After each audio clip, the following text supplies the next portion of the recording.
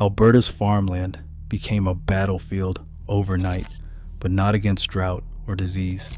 It was wild boar, hundreds of razor-smart invaders tearing through crops and infrastructure, outmaneuvering every trap and costing communities up to $800,000 a year. Traditional hunting only made them smarter, spreading havoc from storm drains to highways. So how did Canada crack the code and stop the invasion, possibly forever? The answer defied everything experts thought they knew. Across Alberta, the toll of wild boar invasions is measured in more than just ruined fields. It is a daily calculation of lost income and mounting repair bills.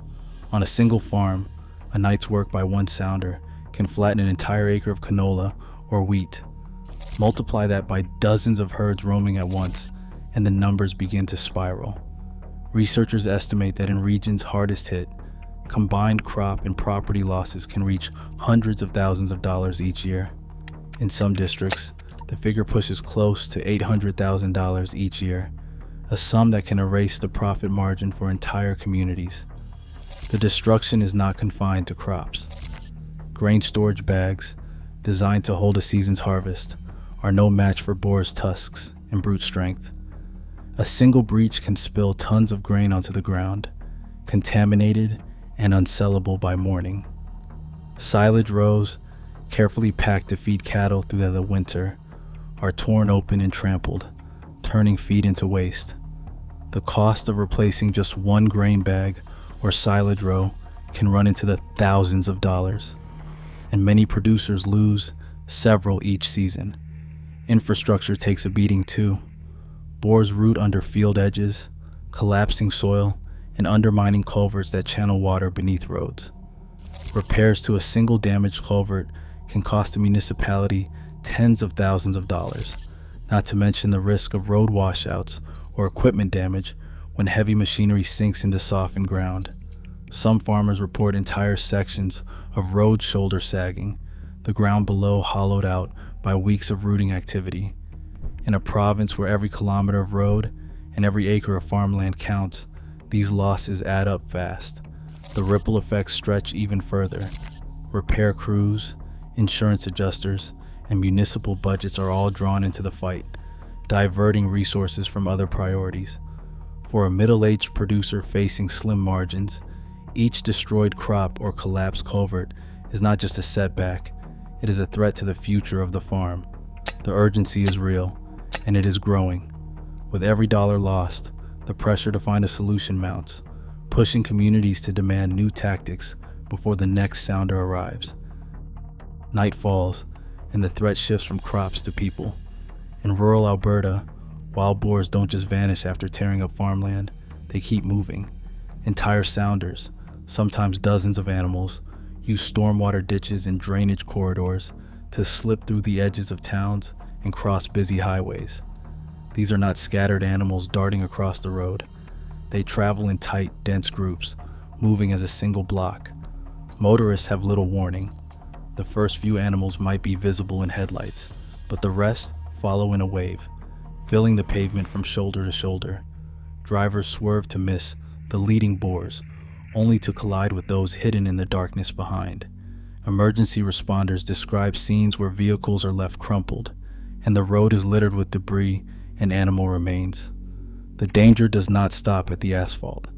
Residents living near these corridors hear the boars' low grunts echoing from ditches at dusk, then discover new rooting damage by morning, sometimes right up to their property lines.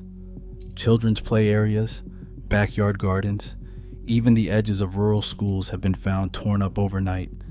Infrastructure designed for people becomes a highway for wild boars. Drainage pipes and culverts are not just passageways for water anymore. Sounders slip through these channels, bypassing fences and barriers that would stop other wildlife. There are reports of fiber optic cables being exposed or damaged after boars root through soft ground above utility lines. In some cases, internet and phone service outages have been traced back to these underground incursions. Road shoulders, already weakened by repeated rooting, can suddenly collapse under the weight of passing vehicles. Municipal crews scramble to repair hidden sinkholes before they claim a car or tractor. For some families, the the risk is personal. A late night drive home on a rural highway now carries the fear of meeting a herd on the move. The threat is unpredictable. Boars might appear in the same spot for weeks, then vanish, only to reappear miles away. For rural communities, the wild boar invasion is no longer just about lost crops or broken fences. It is a question of safety on the road, at home, and in the places where families live and work. The pressure for immediate action grows with every new close call, every fresh set of hoofprints found where they should not be. Conventional wisdom once said that the more wild boars you shot, the fewer you'd have to worry about. But the numbers on the ground told a different story. Field studies across Alberta revealed that recreational hunting removed only 10 to 20% of wild boar populations each year. On paper, that might sound like progress. In reality, it was not nearly enough. Population models showed that to keep wild boar numbers from rising, at least 70% had to be removed annually. Anything less, and the survivors would simply fill the gap, and fill it fast. But the real problem was not the low removal rate. It was what happened to the survivors. After a single hunting event, sounders did not just lose a few members, they gained a lesson. Camera traps and GPS collars showed that boars who survived a hunt would abandon their usual travel corridors overnight. Paths they had used for months suddenly went quiet. Instead of crossing open fields, groups shifted to narrow, brush-choked lanes that offered more cover and fewer sightlines. Bait sites that had drawn boars reliably for weeks would sit untouched for days, sometimes more than 1 week, after a single failed hunt. Avoidance was not limited to the hunted area. Once a sounder learned to dodge a bait site or avoid a corridor, neighboring groups started doing the same, even if they had not been hunted themselves. The result was a landscape-wide shift in movement patterns that made every subsequent control effort harder. Hunters and trappers found themselves chasing ghosts, with boars moving deeper into wetlands, timber patches, and even urban edges where tracking was nearly impossible. Data was clear. The more pressure hunters applied, the smarter and more elusive the wild boars became. Instead of shrinking the population, traditional hunting fractured sounders, scattering them across the countryside and teaching survivors to spot danger before it arrived. The myth that more bullets meant fewer pigs was shattered. In practice, hunting not only failed to control wild boar numbers, it armed the survivors with new ways to outsmart every attempt at removal. The need for a new approach was no longer a question. It was a matter of survival for both farmers and the land. Wild boars in Alberta have proven themselves to be more than just destructive. They are expert learners, adapting to every attempt at control with a level of intelligence that keeps even seasoned trappers guessing. Each sounder moves as a tightly knit social unit, guided by behaviors that go far beyond instinct. When a group approaches new territory, they do not charge in blindly. Instead, a few individuals, scouts, move ahead of the main group, pausing at the edge of fields or drainage ditches. These scouts test the air, sample scents carried by the wind, and scan for any sign of disturbance. If they sense human activity, freshly disturbed soil, or unfamiliar odors, they do not just avoid the spot themselves. They relay the warning back, and the entire sounder will reroute, sometimes abandoning a corridor they have used for weeks. This is not just learning within a single group. Field observations and GPS tracking have revealed that once a sounder encounters danger, the response spreads across the landscape. Routes that were once reliable go quiet, not just for one group, but for others that never even faced the threat directly. This suggests a form of cultural transmission, knowledge passing from one group to another, reshaping movement patterns across entire regions. After a failed hunting attempt, for example, bait sites that used to draw in boars night after night are suddenly deserted, not just by the targeted sounder, but by others nearby. The effect can last for weeks. At feeding sites, groups pause together, collectively scent, checking before entering. That brief hesitation, just a few seconds, can determine whether the entire sounder moves forward or slips away into cover. These pauses are not random, they are coordinated, influenced by wind direction and the presence of cover. The boar's ability to assess risk as a group then act in unison, makes them especially difficult to outwit. Attempts to disrupt their routines often backfire. When hunters apply pressure, the survivors do not just become more cautious, they become teachers. Their new avoidance strategies ripple outward, changing how other sounders move and where they feed. The result is a landscape where every failed attempt at control makes future efforts harder. Researchers have documented landscape-wide shifts in movement following a single failed hunt, with boars abandoning entire sectors and becoming almost invisible for days or weeks. This social learning advantage means that traditional tactics that target individuals or rely on repeated pressure are almost destined to fail. The only way forward, experts realized, was to develop strategies that account for this intelligence, methods that could outpace the boar's ability to learn and share information. The groundwork was laid for an entirely new approach, one that would use the boar's own social structure against them. Building a trap that outsmarts wild boars starts with understanding how these animals move and think. The most effective design in Alberta is a circular corral, built without corners, so boars never feel boxed in. Heavy steel posts, driven deep into the ground, form the backbone. These posts support welded mesh panels that can withstand repeated charges from animals weighing up to 300 pounds.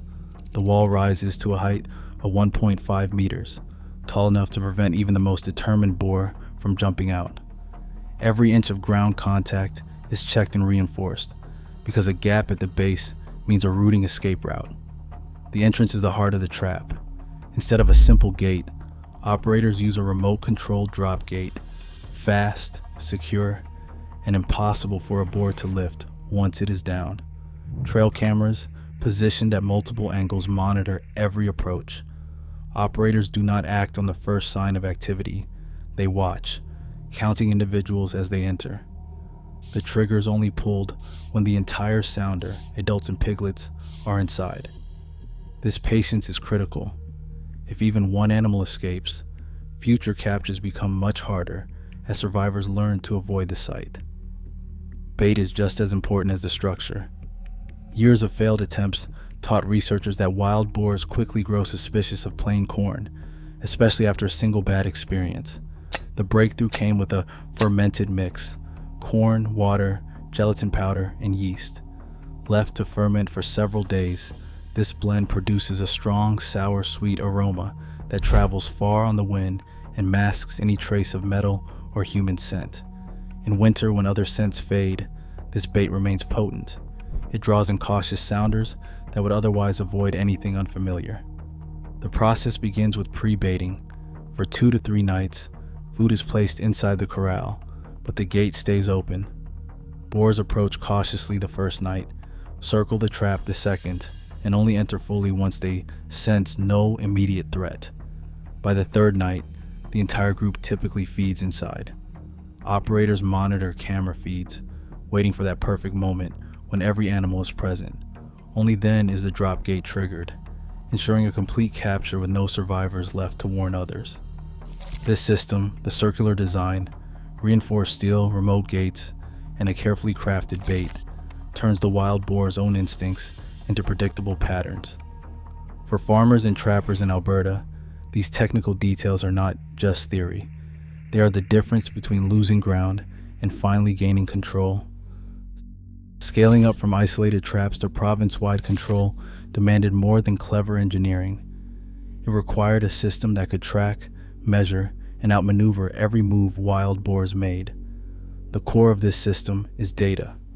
Each corral trap site operates under a strict permit, recorded with precise location, setup date, and capture results.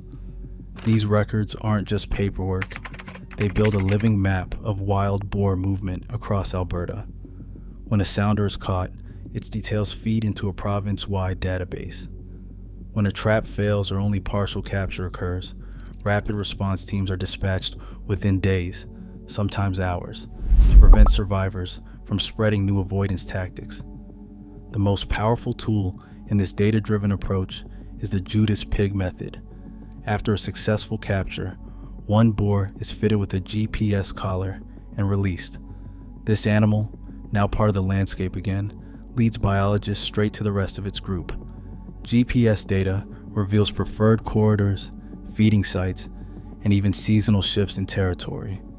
It exposes hidden routes through river valleys, forest breaks, and old fence lines, places no road or aerial survey could ever cover in real time.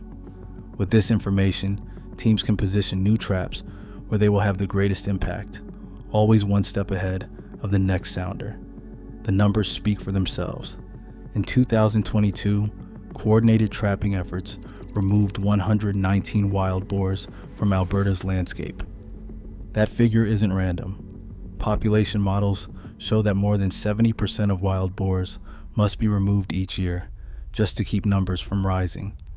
Traditional hunting barely reaches 20% and often less. By contrast, the data from coordinated trapping shows that whole sounder removals can consistently hit the 70% threshold needed for real control. Every permit, every GPS point, every capture builds a clearer picture of the invasion as it unfolds. The system is designed for rapid adaptation. When new patterns emerge, a sounder shifts to a different drainage corridor, or new rooting damage turns up in a previously quiet district, the shared data allows teams to respond instantly, not weeks later. The legal framework ensures only trained operators deploy traps, minimizing risk to non-target species and maximizing the chance of complete sounder removal.